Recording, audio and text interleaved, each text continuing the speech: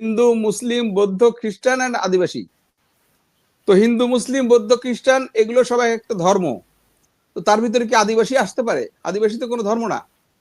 তাহলে এই এই এই গাছের পাতা হিসেবে আদিবাসী কিভাবে আসতে পারে? হিন্দু, মুসলিম, বৌদ্ধ, খ্রিস্টান, তার মধ্যে তারপরে আসতে পারে শিখ, জৈন, পার্সি বা এরকম আরো অন্যান্য ধর্ম আসতে পারে। ওইখানে তো বাদ দেওয়া হয় নাই।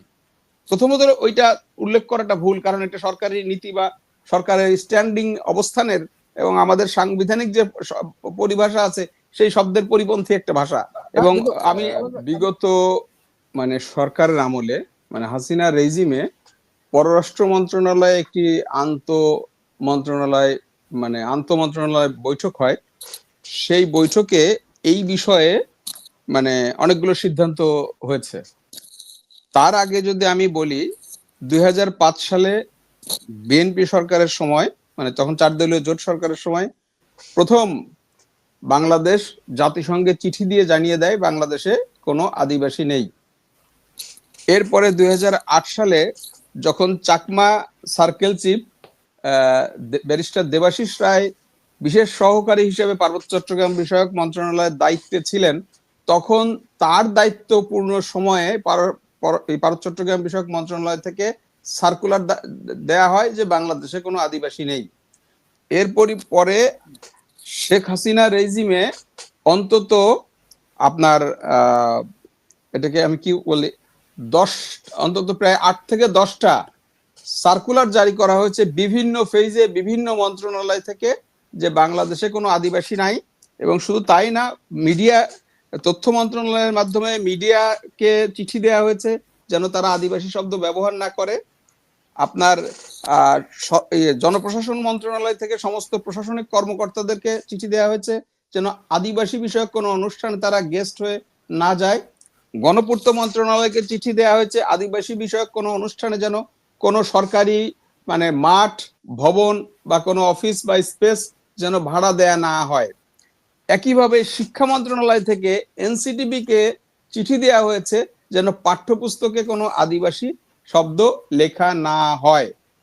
এবং আমাদের পাঠ্যপুস্তক এনসিটিবি কিন্তু বেশ কয়েকটি মানে ট্রাইবাল ভাষায় আপনার পাঠ্যপুস্তক প্রণয়ন করে। এবং আমাদের শিক্ষানীতিতেও বলা আছে যে প্রাথমিক পর্যায়ে ট্রাইবাল জনগোষ্ঠীগুলো তাদের নিজস্ব ভাষায় শিক্ষা অর্জন করবে, এবং স্পেশালি 4টা ভাষায় এখন এটা বাস্তবায়ন হচ্ছে। প্রশ্নটা হলো, এনসিটিবি এতদিন এই কাজটা করে নাই, তাহলে এই মানে একটা সময়ে এটাকে কি বলবো, মানে একটা অস্থির সময় তারা এই কাজটা কেন করলো? এটা একটা মৌলিক প্রশ্ন। আচ্ছা, 2 নম্বর হলো, আপনি যে প্রশ্নটা করলেন যে থেকে আদিবাসী শব্দ বাদ দেওয়া হয়েছে, এটাও একটা ভুল শব্দ, কিন্তু এটাও একটা ভুল। আদিবাসী তো বাদ দেওয়া হয় নাই। হ্যাঁ, আপনি খেয়াল করে দেখেন, ওই যে মানে মানে নিচের পাতায় যে গ্রাফিতিটা ছিল, সেই গ্রাফিতিটা ছিল কি হিন্দু, মুসলিম, বৌদ্ধ, খ্রিস্টান এন্ড আদিবাসী। তো হিন্দু, মুসলিম, বৌদ্ধ, খ্রিস্টান এগুলো সবাই একটা ধর্ম। তো তার ভিতরে কি আদিবাসী আসতে পারে? আদিবাসী তো কোনো ধর্ম না। তাহলে এই গাছের পাতা হিসেবে আদিবাসী কিভাবে আসতে পারে? হিন্দু, মুসলিম, বৌদ্ধ, খ্রিস্টান, তার মধ্যে তারপরে আসতে পারে শিখ, জৈন, পার্সি বা এরকম আরো অন্যান্য ধর্ম আসতে পারে, কিন্তু আদিবাসী তো আসতে পারে না, কারণ আদিবাসী ধর্ম না। এখন পাঠ্যপুস্তক কি করেছে, ওই পৃষ্ঠাটা সরিয়ে দিয়ে অন্য একটা পৃষ্ঠা এনেছে। আদিবাসী তো আলাদা শুধু একটা শব্দ, যে ঠিক আছে ওই পাতা থেকে শুধু আদিবাসী পাতাটা বাদ দিয়ে দিয়েছে যদি হতো, তাহলে আপনি বলতে পারতেন যে আদিবাসী শব্দটা বাদ দিয়েছে। পাঠ্যপুস্তক কি করেছে, ওই পৃষ্ঠাটা সরিয়ে দিয়েছে। তার অর্থ হলো যে আপনি যদি এটাকে ইন্ডিভিজুয়ালি বাদ দেওয়ার কথা বলেন, তাহলে তো ওখান থেকে ইসলামও বাদ দিয়ে দেওয়া হয়েছে, হিন্দুও বাদ দিয়ে দেওয়া হয়েছে, বৌদ্ধও বাদ দিয়ে দেওয়া হয়েছে, খ্রিস্টানও বাদ দিয়ে দেওয়া হয়েছে, এবং আদিবাসী ওইভাবে বাদ দিয়ে দেওয়া হয়েছে। যদি আপনি বলেন তাহলে হিন্দুরাও কথা বলছে না, মুসলিমরা কথা বলছে না, বৌদ্ধরা কথা বলছে না, আপনি কেন কথা বলছেন? তাহলে এই যে ব্যাখ্যার একটা ব্যাপার, যে আদিবাসী ওইগুলো তো বাদ দেওয়া হয় নাই। প্রথমত ওইটা উল্লেখ করাটা ভুল, কারণ এটা সরকারি নীতি বা সরকারের স্ট্যান্ডিং অবস্থানের এবং আমাদের সাংবিধানিক যে পরিভাষা আছে সেই শব্দের পরিপন্থী একটা ভাষা। এবং আমি বিষয়টা আসলে এটাই বলছি, যেটা আপনার আলোচনায় আপনি বললেন যে বিগত আওয়ামী লীগ সরকারের সময়, ওই সময় দীপুমণি ছিলেন পররাষ্ট্রমন্ত্রী, যখন এই বিষয়টা বলা হয়েছে, মিডিয়াগুলোকেও চিঠি দিয়ে বলা হয়েছে আদিবাসী শব্দ যেন কোথাও লেখা না হয়। তো সরকারের সিদ্ধান্ত নেওয়ার পরেও এনসিটিভি হঠাৎ করে এই বিষয়টা সামনে আনার পেছনে আসলে কি কারণ রয়েছে? তাদের কোনো দেখেন, ইন্টেনশনে তারা কি এই বিষয়টা এনেছেন কিনা? আমি বলি দীপুমণির সময় দুইটা ঘটনা ঘটেছে। দীপুমণি পররাষ্ট্রমন্ত্রী থাকাকালে, দীপুমণি পররাষ্ট্রমন্ত্রী থাকাকালে শুধু মানে উনি যে আন্তঃমন্ত্রণালয় বৈঠকে এই সিদ্ধান্ত নিয়েছে তা না, উনি বিভিন্ন বাংলাদেশের যে বিভিন্ন দূতাবাসের রাষ্ট্রদূতরা আছে এবং অন্যান্য ডিপ্লোম্যাটস যারা আছে, ডোনার এজেন্সিস এবং বিভিন্ন ইন্টারন্যাশনাল এনজিওস দের প্রধান যারা আছে, তাদেরকে পররাষ্ট্র মন্ত্রণালয়ে ডেকে উনি তাদেরকে নির্দেশ দিয়েছেন যে আপনারা আপনাদের কথায় আদিবাসী শব্দ ব্যবহার করবেন না, আপনাদের চিঠিতে বা কোনো অফিসিয়াল মানে লেটারে বা কাগজপত্রে আদিবাসী শব্দ ব্যবহার করবেন না, বাংলাদেশে কোনো আদিবাসী নাই।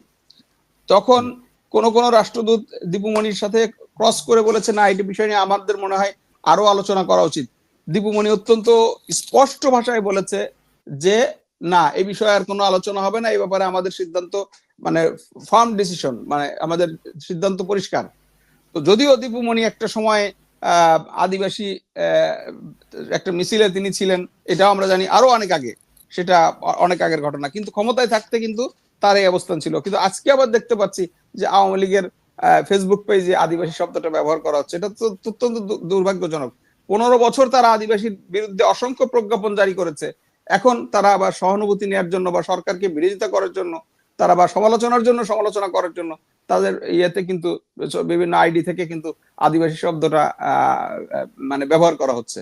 তো প্রশ্নটা হলো যে আসলে এই যে রাখাল রাহার কথা আমরা বলছি, উনি এই ভদ্রলোক কি, উনি নাকি আমাদের, আমরা শুনতে পাই শিক্ষা উপদেষ্টার সরাসরি নাকি ছাত্র ছিলেন।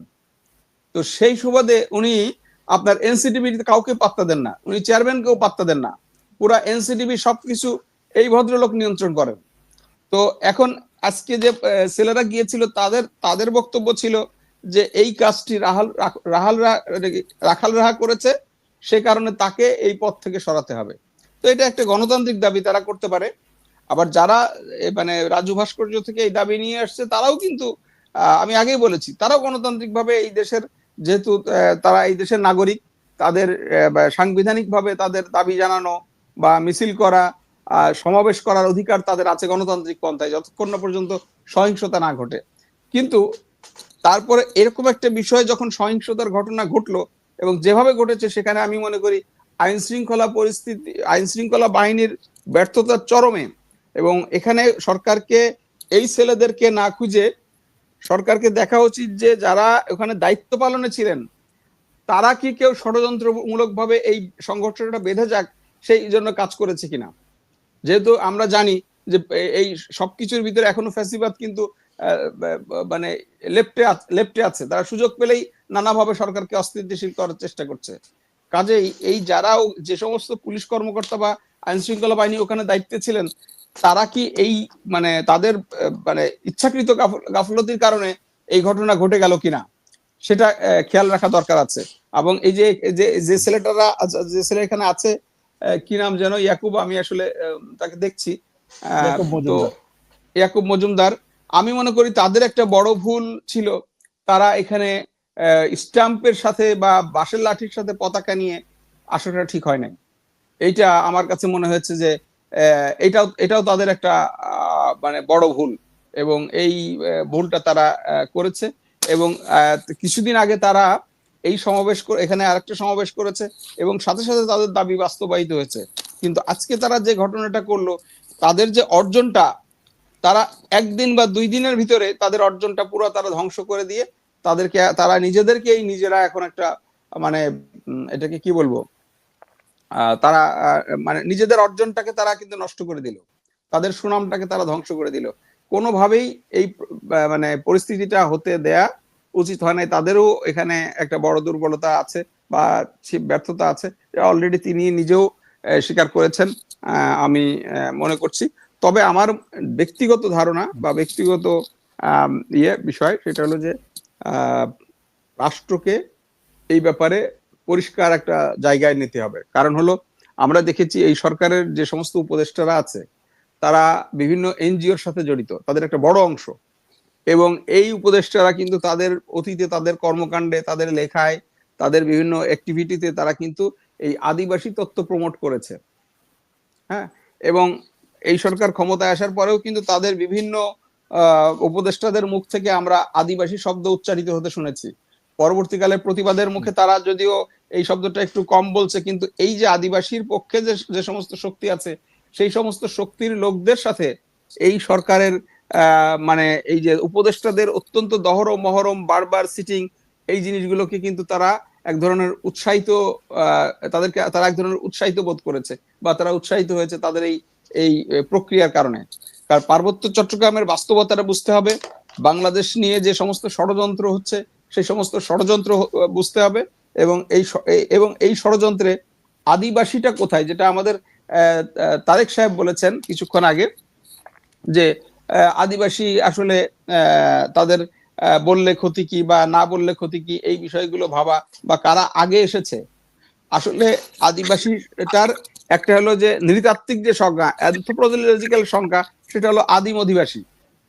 হ্যাঁ, আর এই যে মানে তারা যে এখন যেটা দাবি করছে তাদের সংস্কৃতি বা তাদের মানে এটাকে আমি বলবো যে আইএলও কনভেনশন 169 অনুযায়ী তারা যে মানে তাদের নিজেদেরকে আদিবাসী স্ট্যাটাস দাবি করছে, ওইখানে যে সংজ্ঞাটা দেয়া আছে, কিন্তু আমরা তো আইএলও 169 স্বাক্ষর করি নাই, বাংলাদেশ রেটিফাই করে নাই, এবং বাংলাদেশে কোনো আদিবাসী নাই। তো কাজেই যেটা বাংলাদেশ রেটিফাই করে নাই সেটা বাংলাদেশ কেন দেবে?